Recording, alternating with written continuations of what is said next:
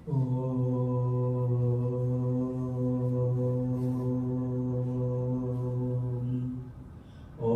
गणेशाय नमः। ओम सरस्वत्यै नमः। ओम गुरुभ्यो नमः। हरिओम। मेरा नाम अभिषेक है and I am associated with Chinmay mission since 1.5 years।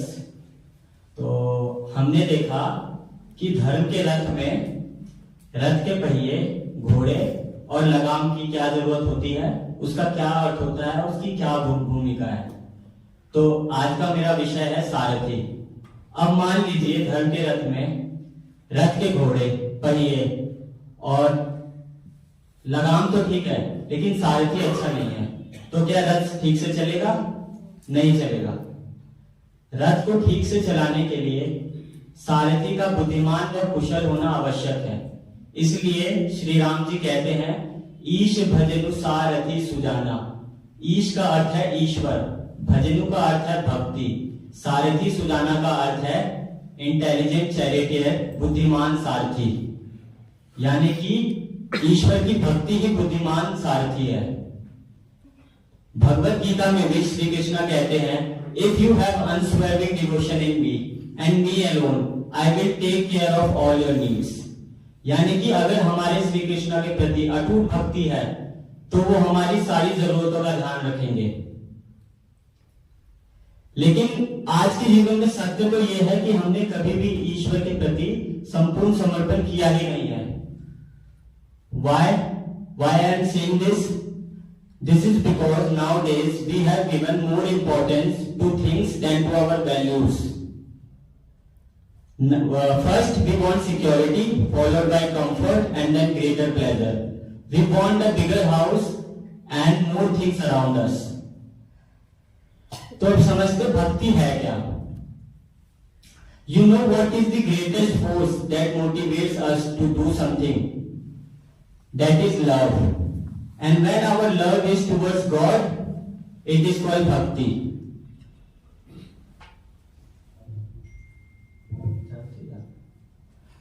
So, let us take an experience of a young couple.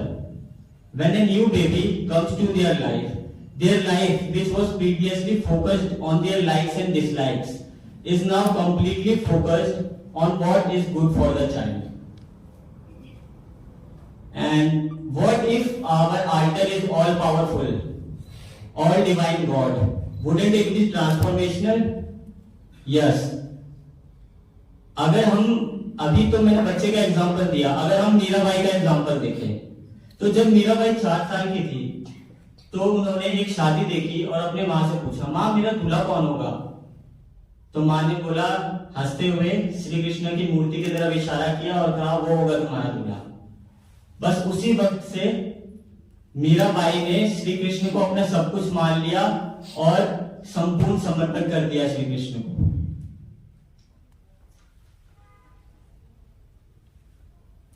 और इसकी जगह अगर हम अम्बरीश महाराज को देखें तो अम्बरीश महाराज इक्ष्वाकु डायनेस्टी के राजा थे। ये वही वंश है जिस वंश में बाद में श्री राम का जन्म हुआ। वो विष्णु के बहुत बड़े भक्त थे।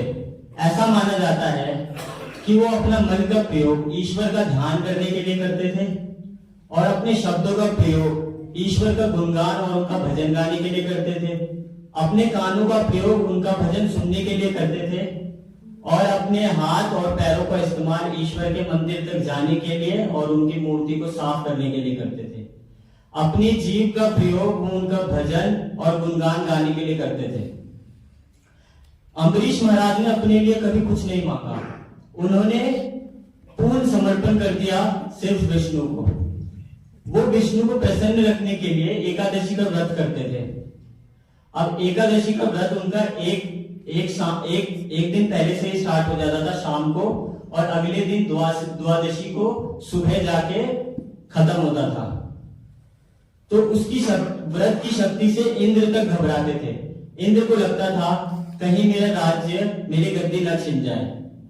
तो उसने क्या किया, उसने दुर्वासा मुनि को एक बार अपने पास बुलाया और उनको अम्बरीश महाराज के व्रत के बारे में बताया और कोशिश की उसने कि दुर्वासा मुनि उसके पास जाए और किसी तरह उसका व्रत टूट जाए, क्योंकि दुर्वासा मुनि जो थे वो अपने गुस्से के लिए बहुत प्रसिद्ध थे।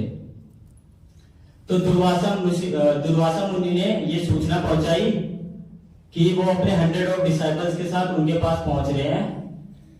तो उसके बाद दुर्वासा मुनि नहाने के लिए जाते हैं और कह देते हैं अम्बरीश महाराज से कि उनके आने तक सारी व्यवस्था कर दी जाए। तो उसके बाद अम्बरीश महाराज सोचते हैं कि दुर्वासा मुनि को जरा से बात पे गुस्सा आ जाता है, तो मुझे व्यवस्था उनके लिए बहुत अच्छी करनी पड़ेगी। तो वो व्यवस्था करने में लग जाते हैं। फिर क्या होता है, वो प्रतीक्षा करते हैं सारी व्यवस्था हो जाने के बाद कि कब दुर्वासा मुनि आए और हम उन्हें भोजन करवाएं और हमारा व्रत पूर्ण हो। तो व्रत तोड़ने में ज्यादा समय नहीं बचता और अम्बरीश महाराज घबराते हैं कि अब क्या किया जाए। तो उसके बाद वो अपने राजगुरु और पंडितों से सलाह मशवरा करते हैं और ये फैसला करते हैं कि वो देवताओं के लिए कुछ भोजन प्रसाद रख देते हैं और उसका एक हिस्सा दुर्वासा मुनि और उनके डिसाइपल्स के लिए रख देते हैं और जरा सा जल ग्रहण करके अपना उपवास तोड़ते हैं।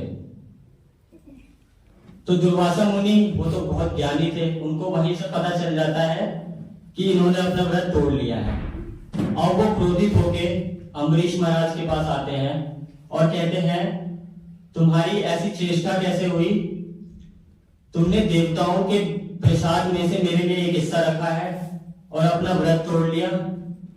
उसके बाद वो गुस्से में कृत्या नामक दानव का रचना करते हैं और उसको अम्बरीश महाराज को मारने का आदेश दे देते हैं। उसके बाद कृत्या अम्बरीश महाराज के पीछे उनको मारने के लिए दौड़ता है। तो अम्बरीश महाराज बिल्कुल हाथ जोड़ के रिलैक्स, बिल्कुल डर नहीं है उनके चेहरे पे और रिलैक्स खड़े रहते हैं। तभी सुदर्शन चक्र आता है और कृत्या का वध कर देता है और उसके बाद सुदर्शन चक्र दुर्वासा मुनि के पीछे पड़ जाता है उनको मारने के लिए। उसके बाद दुर्वासा ऋषि सुदर्शन चक्र से बचने के लिए नदियों में, पहाड़ों में और ना जाने कहां कहां भागते हैं, लेकिन सुदर्शन चक्र उनका पीछा ही नहीं छोड़ता। उसके बाद वो इंद्रदेव के पास जाते हैं और कहते हैं कि अपने वज्र से मेरी रक्षा कीजिए।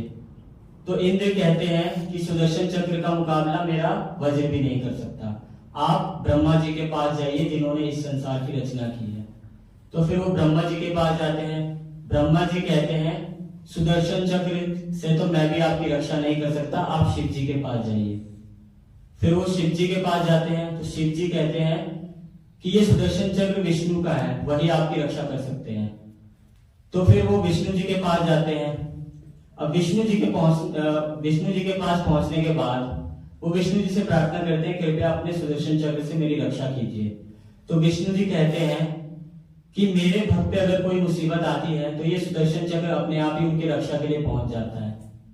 अम्बरीश महाराज मेरे बहुत ही प्रिय भक्त है और आपने मेरे प्रिय भक्त को परेशान करने की कोशिश की है, तो अब मैं भी आपकी रक्षा नहीं कर सकता। तो वो समझ जाते दुर्वासा मुनि कि अब मुझे अम्बरीश महाराज के पास ही जाके उनसे क्षमा मांगनी पड़ेगी। तो फिर वो अम्बरीश महाराज के पास जाते हैं, उनसे क्षमा मांगते हैं। तो अम्बरीश महाराज प्रार्थना करते हैं विष्णु जी से और वो सुदर्शन चक्र रुक जाता है। इससे दुर्वासा मुनि ये सबक लेते हैं कि कभी भी ईश्वर के भक्त को परेशान नहीं करना चाहिए।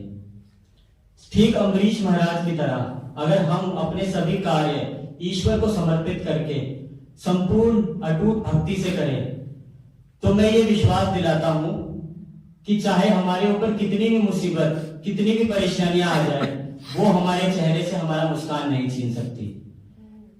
तो इसी के साथ मैं अपना सेशन या प्रवचन समाप्त करता हूं। Now I will hand over to Avinash भैया to speak on the topic shield of dispassion. धन्यवाद।